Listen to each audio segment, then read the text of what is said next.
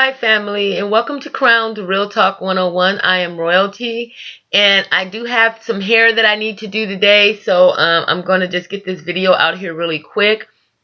Actually, I have a client coming in about an hour, and I still need to kind of get myself together. But I wanted to get on here today and just, I'm trying to be more consistent with my videos. I had a lot take place in my life, so, I'm kind of like just getting it all back in order. So, this video basically is just me kind of elaborating a little bit more on the topic I had for my last video, which was just talking about believing in yourself, believing in your powers, believing in your magic. I was talking about something that had recently happened within my life and how I felt helpless at first, when seeing this thing taking place in my life. I felt helpless, and I felt as if somehow not defeated. I didn't feel defeated, but there was like a woe is me type of feeling I had. It wasn't very comfortable because, we all want to feel as if when things surface in our lives that we can handle it, or that we can deal with it, we can create some sort of solution. And this particular thing, when it happened, it was like just really huge for me. And what I had realized is, I had been practicing things and delving into things for the past year, really just diving in, not having any fears or woes, when it came to tapping into my magic, tapping into who I am as a healer. And so I decided to use my knowledge of magic for this particular situation that was happening in my life. And when I tell you, there was like a turnaround, a huge turnaround. And I'm still seeing it just flourish. I'm still seeing it flourish. So one thing I want to say is when you use magic, you want to use it for good.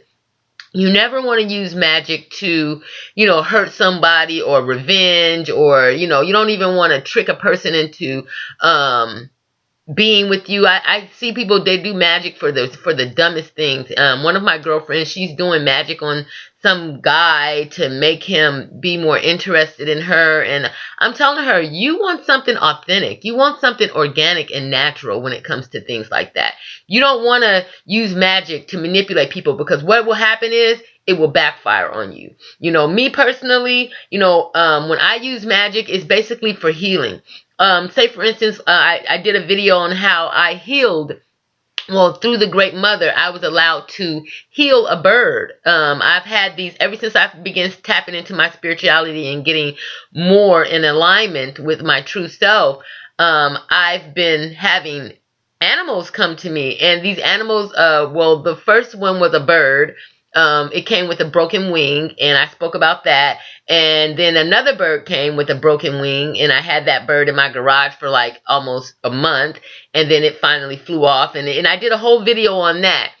So, with that being said, the more I'm tapping into myself, the more I'm starting to see nature being drawn to me. Just like I was just out in the backyard not too long ago, I was doing my yoga and meditation and charging my crystals, and I looked up and I seen our little, I call it a doggy. It kind of sweeps up the leaves or debris that falls in the pool. I seen that it was tangled, so I went to untangle it, and as I went to untangle it, there's these two hummingbirds came and kind of fluttered in front of my face and did this little flippity flop thing and spun around and then took off. And then right after that, some dragonflies came and did the same thing. It was like a couple of them, and they just kind of moved around each other, real magical.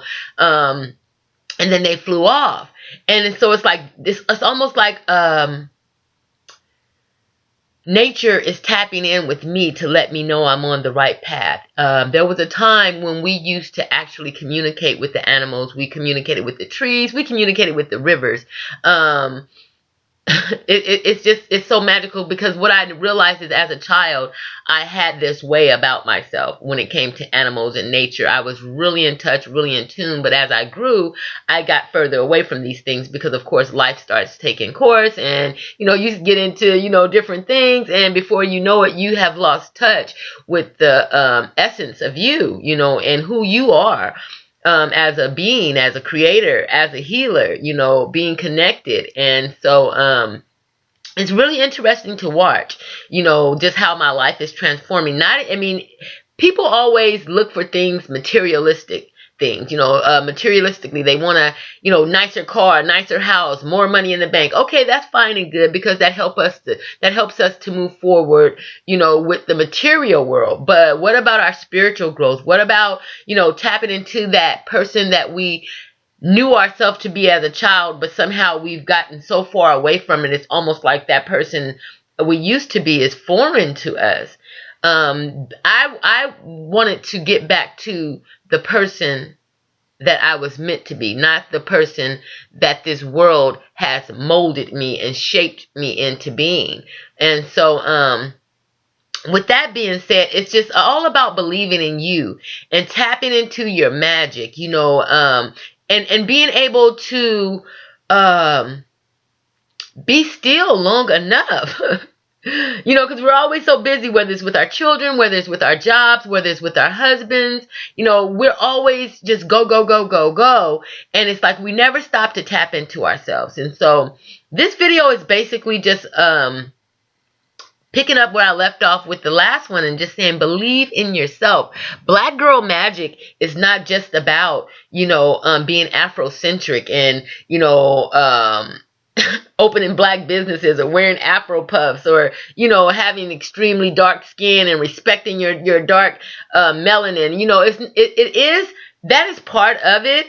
Because in order to even activate your magic, you need to know who you are. You need to believe in who you are. I don't even say believe anymore. You need to know who you are.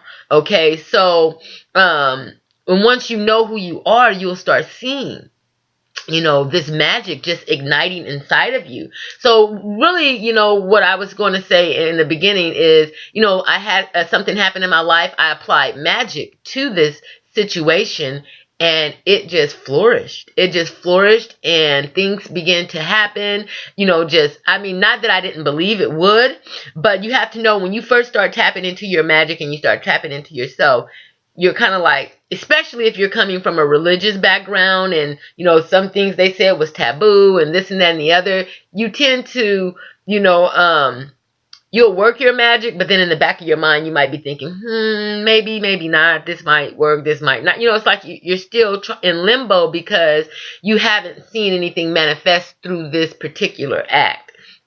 And so I'm just overwhelmed, because I am just such a magical bitch.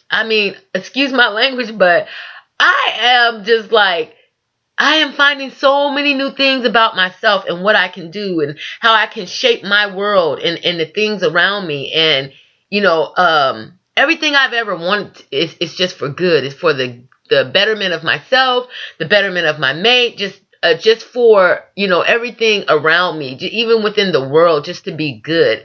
And I'm finding that I have the power to create and control things around me. And not only that, I can manifest things, just like that, just by knowing that I have the power to do so. I was speaking with one of my spiritual sisters. She's, you can call her a witch, you can call her a bruja, you can call her whatever you want, but this woman is phenomenal. And I call her, she's like one of my sacred sisters, but she actually showed me, some things that she was doing, and I just couldn't believe it. It was just something I won't ever speak of it. And that's one thing I've learned. Once you tap into your magic, it's not for you to go spewing your spells everywhere and, oh, this is how you do this. And no, keep that to yourself, because one thing that I learned is, when you're working magic, if other people have, the ability as well, they can either undo what you have done, or they can, it's like you just really need to protect your magic. It's kind of like a baby, it's yours. It's yours, and so you have to protect it. You have to protect everything, the energy you put around your magic. You have to, protect the people that you let know about what you do and how you do it. And so, yeah, so that's one thing she told me. She said, now that you're finding this stuff and now that you're seeing these things, she told me, she said, don't spew it everywhere. Don't let people know, hey, this is what I done and this is how I did it. Because I see a lot of people doing different videos on how to do this, but I noticed that they keep certain things under wrap. Like, you don't need to, I can just say, don't be so quick to, brag, should I say. Don't be so quick to brag. It's kind of like you get a new car, you get a new house, you get a new this, you get a new that, and you kind of brag about it because you're happy about it. That's only natural. Because you're happy about it, you want the world to see. It's like, yay, look what we've done.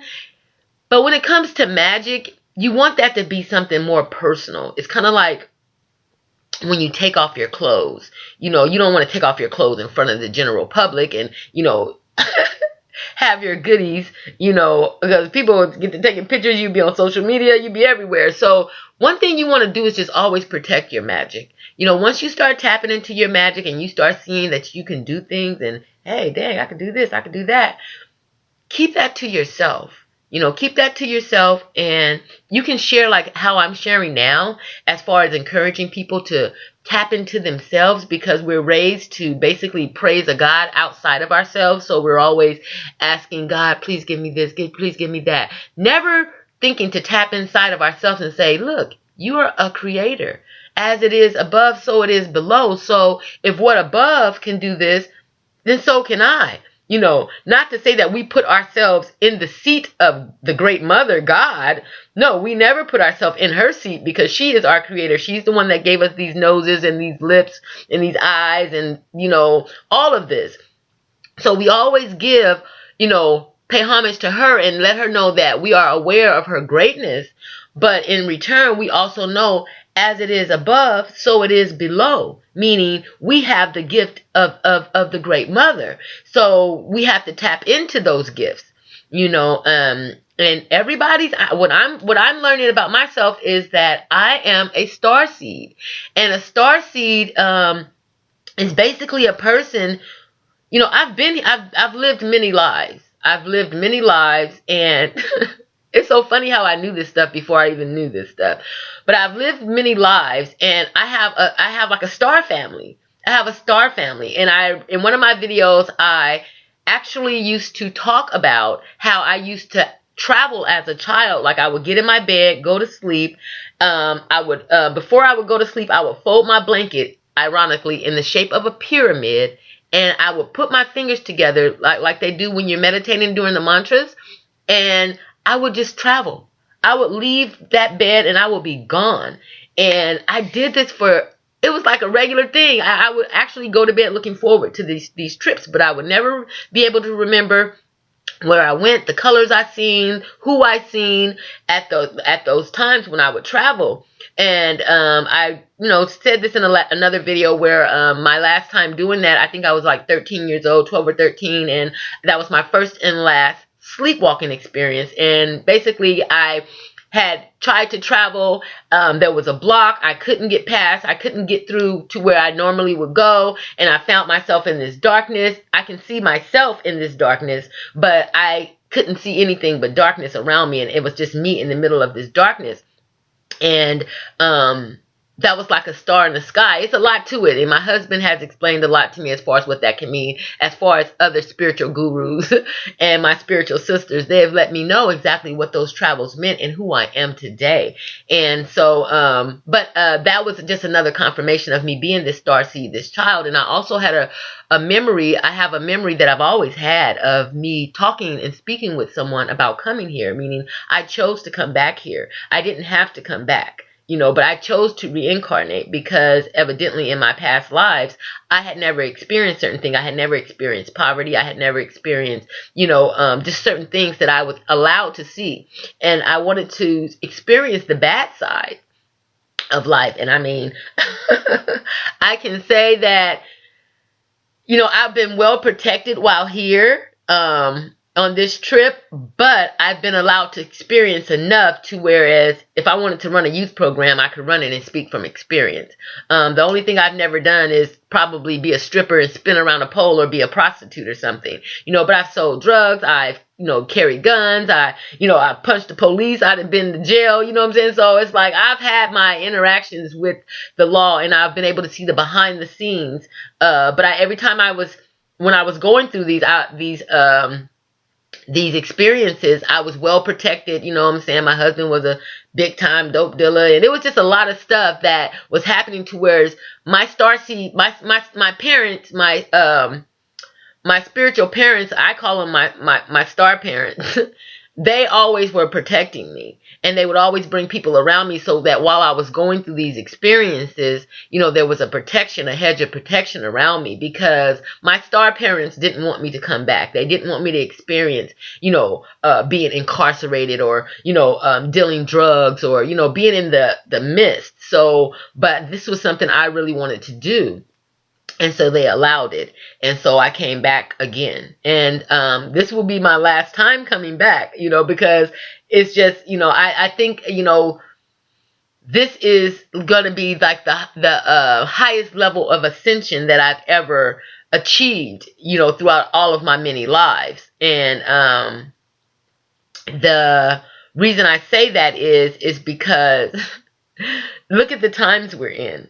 To stay spiritually focused, to stay spiritually grounded, to be able to tap into things, your magic. It's like they told me once I had, been able to, once I was able to go through certain situations, as I've said, as far as living in the game, street life, just like I said, my husband was one of the biggest dope dealers in the Bay Area, and it was like, it was just a life of money and crime, kind of. Not kind of, but really it was. But anyway, it wasn't in a way where I wasn't taken care of. Like I was always spoiled rotten. I always had everything that I wanted. And but I was able to see what I needed to see and experience things that I said I wanted to experience before I even came back here. And so now that I'm in this day and time, which is a very difficult day and time for anyone trying to grow spiritually, this will be one of, I can honestly say this will be one of the highest level of ascension when it comes to, well, I can't even say that because it's not like I can remember my past life. So I don't want to start rambling because, sometimes I'll get inside my head and forget that I'm speaking to you. So I'm going to get out of my head and get back to the topic. So basically, yeah, so I'm basically getting back to me. And what they told me is, after you went through all the things that you went through, the only way that you could come back to us is to purify yourself. Cleanse yourself of anything that's not good, whether it's ego, pride, like it's almost like heaven. You can't enter heaven carrying a bunch of baggage from earth. Okay, you got to let that baggage go. If you're a person that's evil and mean and jealous and, envious and all that old raggedy stuff, you're not going to make it into heaven. And it's the same thing with the spirit realm. When you reincarnate, the only way you can make it back to that God level that you were at before, you need to be in alignment with that divine order. And I would say the laws of Ma'at. You need to be in alignment with the laws of Ma'at, and that way you can travel and go forward and move, back to your God seat. So it's a lot, and so it's like, but it's a lot that I'm understanding more so than before about myself, and it is just so magical. I can't even describe it. I describe it as magical because that's what it is.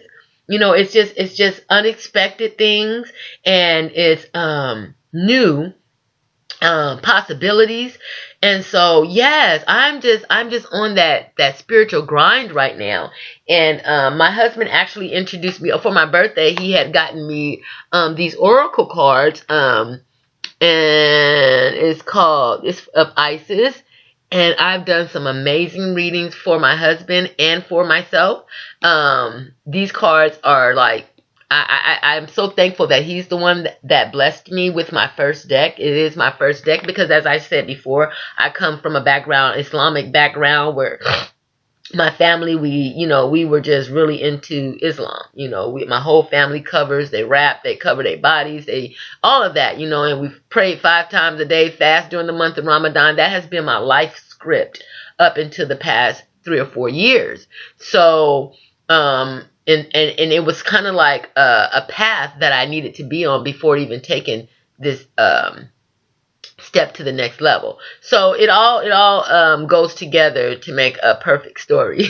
But he also bought me these as well for my birthday, and I haven't really gotten into these yet. I've been more working with the Oracle, and I'm really just studying the tarot because I'm seeing it's more to it than just it is with the Oracle. So but I've always had a gift of reading numbers, colors. I've always had this natural gift to read numbers, colors. I can read, I can see things through sound.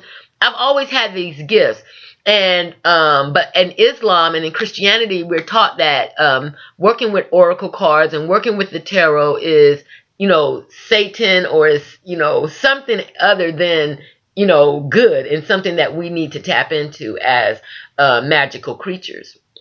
So, so I've been basically getting into more of my gifts. Instead of, like, whoa, no, that's taboo. I've been like, oh, come to me. I need to know more about this. I need to know more about, these spiritual gifts that I have. I mean, I was reading cards, and actually me and my husband was talking about this. I used to have, like, the normal poker deck of cards, and I would play solitaire. I would be able to know what's going to happen by the way the cards will fall. And I've been doing this since I was a child. I would say, well, if this number comes up and that number comes up, then this is what's going to happen. I used to do that as a child. Now I'm just basically getting the order to it. I'm getting the instructions to this.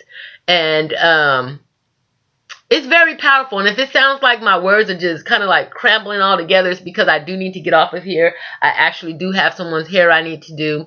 And I got a shower. I was just in the backyard charging my crystals. And one thing I can say when it comes to my crystals, one that I'm very faithful to is my tourmaline and my amethyst. I just keep these so close by. Then I also started making jewelry. So, and at my job, a lot of people, because I always have my crystals on me at my job, and so people were telling me, you need to really start making jewelry and build a website, blah, blah, blah. So I said, okay, that's what I'm going to do. So actually, I've made some rings. This is my ring, amethyst ring. I always rock this when I'm at work. It's my little amethyst. I love my little amethyst. Oh, I don't know if y'all can see that. Can y'all see that? Yeah. It's my amethyst. And then I always have my, this is one of my personal favorites too. I have my blue lapis. It's a gorgeous ring that I made. This is one of my personal favorites. Right here. You can see. It's a little wobbly. I need to get it a little more steady. But as you can see, I kind of twisted the wire. It's not really professionally done. It's just my own little creation. And yeah, people love it. They were like, we love your jewelry. You need to make some more. So I started making like little bracelets. This is like my carnelian. I've been making little bracelets. And I'm just wrapping the wire around. Now I'm trying to get it to where I'm actually creating design. This is my cistrine. I carry that everywhere I go. My magic rock. Yeah, and my main thing was just to get them secure, and I of course wrapped my tourmaline. Keep that tourmaline popping just to keep that positive energy around you. But yeah, I started making my rings and things, and people love them. So I'm actually getting a website together so that I can actually start selling this stuff. I'm making soaps, oils, different oils, love oils, money oils. I'm just getting into what I like, and and people are loving it as well. So I'm going to make a business out of it. And the universe and my spirit guides have told me that it's going to make a fortune. So I'm going to really start diving into that. And I was also studying my crystals for the Taurus, because I'm a Taurus, and they were saying how rose quartz is a very good stone for me. The blue lapis, which this is blue lapis, this is really for the pineal gland, the third eye. It's very grounding, as well as the amethyst. You know, it's also, I try to keep my third eye stuff on me. You know, stuff that basically activates what's within me. Oh, I don't know why I have this in my hand, but this is my yoni egg. I was charging it. It's nice and clean. I charged it in the sun. But rose quartz, I use my yoni eggs, you know, faithfully, you know, because I really want to get a jade one, a jade yoni egg. But anywho, let me get back to the topic. So yes, it's about respecting the magic within you and igniting that. You know, get into who it is you were meant to be. Forget about what you were programmed to be as a child. Forget about, you know, the religion that you were, that was, I would say, basically forced upon you as a child. It's okay to take the jewels out of the things you've been taught as a child. Take the jewels out, but leave the rest if it doesn't serve you. And, you know, really tap into yourself. Instead of always praying outside of yourself for something, start tapping inside and start seeing, what can I do? What magic can I perform? I mean, I'm about to be a guru of candle magic. I mean, candle magic is one of my favorite, and the most beautiful thing is flames talk to me. When I light my candles, these flames, they talk to me. They do whatever. I can tell my flames to dance, move this way, go to the right, go to the left. I am activating everything within me, and it's so healing. It's so healing. Not to feel defenseless. At a time where most people feel defeated, I feel victorious because of now I know who I am. I know what I can do. I know what I am capable of. And so with that being said, let me go ahead and get ready for this client that's coming. I love you guys. I will be back with another video tonight. I just wanted to kind of elaborate a little bit further on what I spoke on before when I was rushing off to work. But I love you guys. It's like I do, and I just pray that everyone, you know, can tap into their gifts and get where they need to go. You know, get to your purpose. You know, I'm just gonna say this last. Your purpose is just not to be a mother, a wife, you know, some trapped in some religious box. None of that. You need to come outside and explore. There is a whole adventure waiting for you. Only if you're willing to tap in and basically activate you. So again, this is Crowned Real Talk 101. I am Royalty, and I will see you in a minute, family.